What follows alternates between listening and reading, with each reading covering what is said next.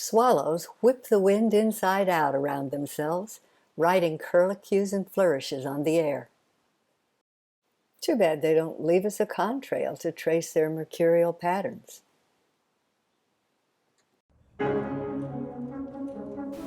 You can tell at a distance when you're looking at swallows. The lower third of their bodies looks bulky because their wings extend to the tips of their tails, sometimes appearing as a solid mass, other times as 3 separate parts. Even the tops of their wings are disproportionately large, like epaulets. On those supersized wings, swallows flutter and whirl, dash and zigzag, swivel and dive, pursuing insects. They make other birds in flight look like pedestrians. Our sluggish eyes struggle to track them as they slalom across the landscape. But if you watch them in slow-mo, tangling with each other atop utility wires, you'll see that they dance on air. Get a load of the choreography. One combatant here is slow to counterattack because the wind has whipped a wing inside out.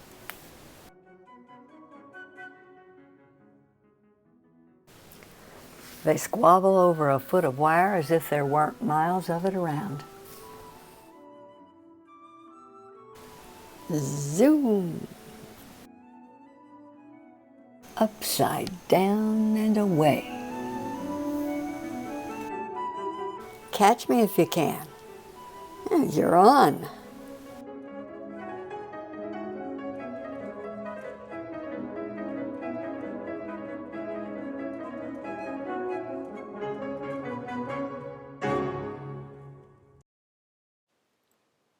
One of the most common, easily recognizable swallows is the barn swallow. People who mow open fields with tractors often see these swallows following in the wake of the mower, gleaning the insects that it throws up.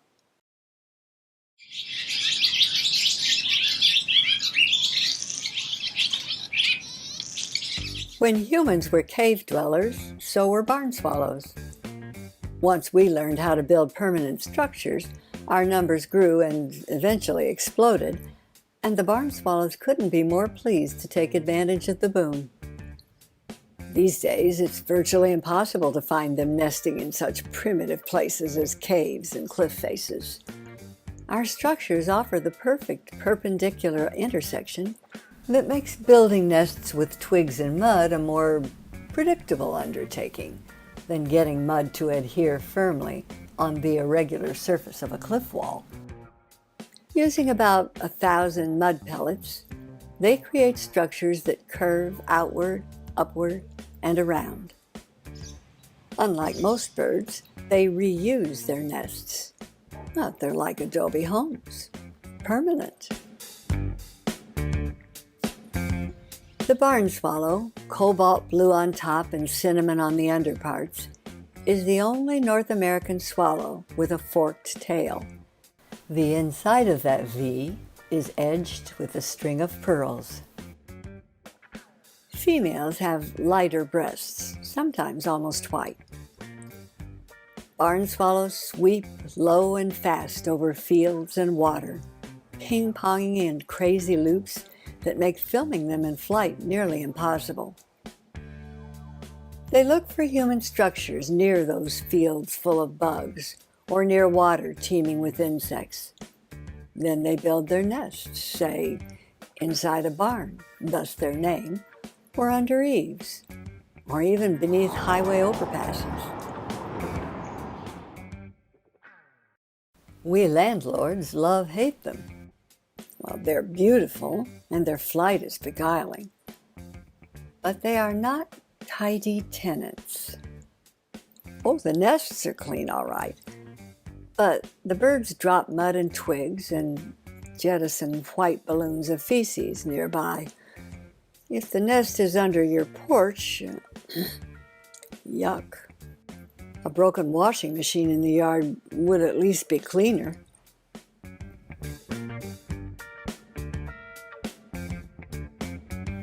The swallows match our love-hate with their own. They put up with us for the sake of walls with regular angles, but they resent us. They fuss and fly at human intruders coming close enough that you can feel the air pumping through their feathers, sometimes close enough to part the hair on a bald man's head. They've never heard of deeds or mortgages. They just know it's their territory now, and they'd prefer if we simply built the structures and moved on. The great egret is commonly credited with the birth of the conservation movement.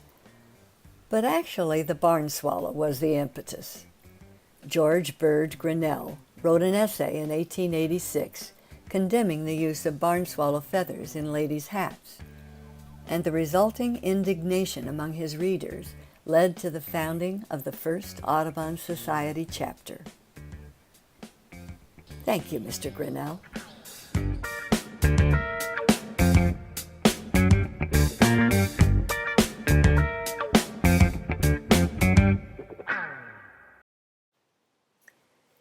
Here's another colony nesting swallow that builds with adobe, the cliff swallow. These swallows will land on mudflats in spring and razzle-dazzle you before they even hit the air.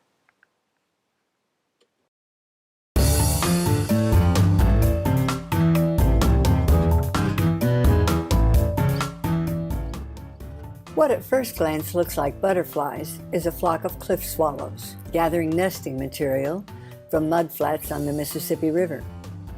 These over-caffeinated birds don't just plunk themselves down with a sigh. Now when they touch down, they continue running in place, then zigzag away like a downhill skier. They slalom a few hundred yards to their colony under the Clark Bridge near Alton, Illinois. Cliff swallows have always built nests on the underside of a horizontal surface where it connects to a vertical cliff. And because they're colonizing birds, they need a good-sized area, near water, to accommodate anything from a dozen nests to 500, even 3,500 of them. But this swallow is one of the few species whose numbers have increased since the advent of Europeans. That's because we brought man-made bridges and culverts, tens of thousands of them. It's a real estate boom, and the only price the swallows pay for these prime locations is listening to cars thumping over their heads day and night. It's a deal they often take. Now, if the lot they homestead is basically free, building the actual structure is a great deal of work. Each nest consists of 900 to 1,200 individual mud pellets. That's a lot of muddy mouthfuls, not to mention mileage on their vehicles.